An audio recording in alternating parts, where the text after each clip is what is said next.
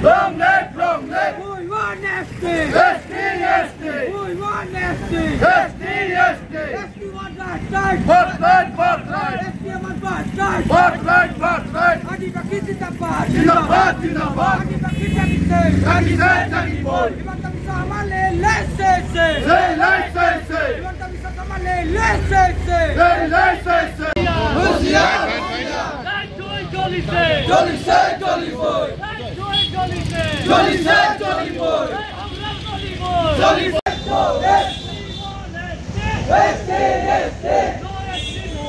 no rest, no rest. No rest, no rest.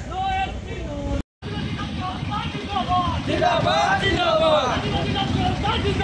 Zindabad, zindabad. We want justice. Justice. We want justice. Justice. No SC, no rest. No rest, no rest. No SC, no rest. No rest, no rest. We want land pata. Land pata, land pata. Sanjay Horan Zindabad. Zindabad, zindabad. Mr. Lakshman Zindabad. Zindabad, zindabad. All of the bike rally Zindabad. Zindabad, zindabad. No rest, no rest. No rest, no rest. Hoşiyar. Hoşiyar, hoşiyar.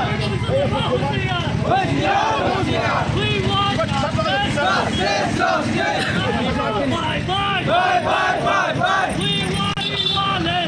Justice. No SC. Land pata, land pata. Hoşiyar, hoşiyar. Jolly say, jolly boy. Jolly say, jolly boy. No Soliman, no Soliman. No Soliman, no Soliman. Ibango sound loga. Hi, hi, hi, hi.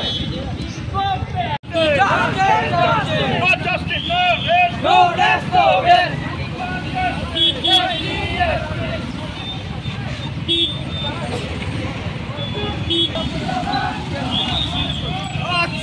Long live. Long live, long live.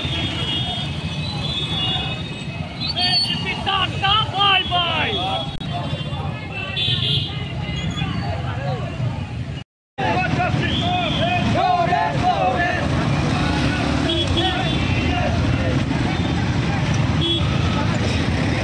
rest, no rest.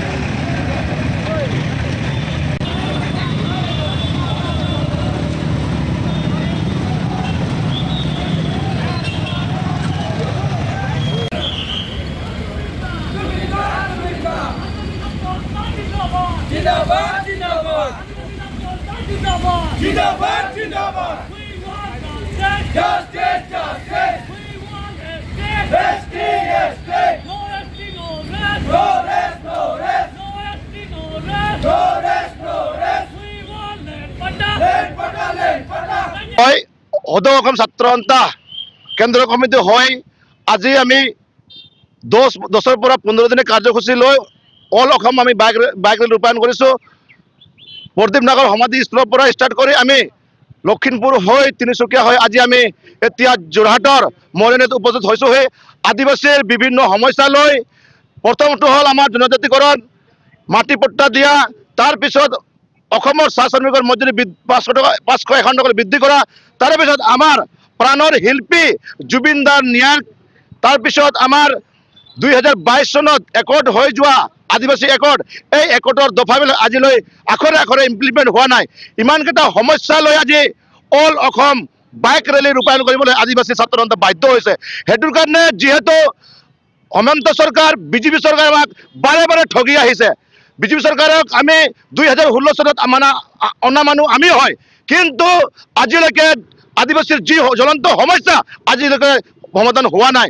সেইটো কাৰণে আমি all Assam bike rally কৰি আদিবাসী জনগোষ্ঠীক আমি বুজাবলৈ চেষ্টা কৰিছোঁ আৰু আদিবাসী জনগোষ্ঠীক এটা জেগাত আনিবলৈ চেষ্টা কৰিছোঁ যাতে 26ৰ ইলেকশ্যনৰ আগে যদি যিমান সমস্যাবোৰ আমি ক'লোঁ এই সমস্যা যদি সমাধান নকৰে তেনেহ'লে আদিবাসীক আমি বিজেপি চৰকাৰ আমি আদিবাসী ৰাইজে ধনুক কাঁড় দি হ'লেও বিদায় দিবলৈ সাজু হৈছোঁ।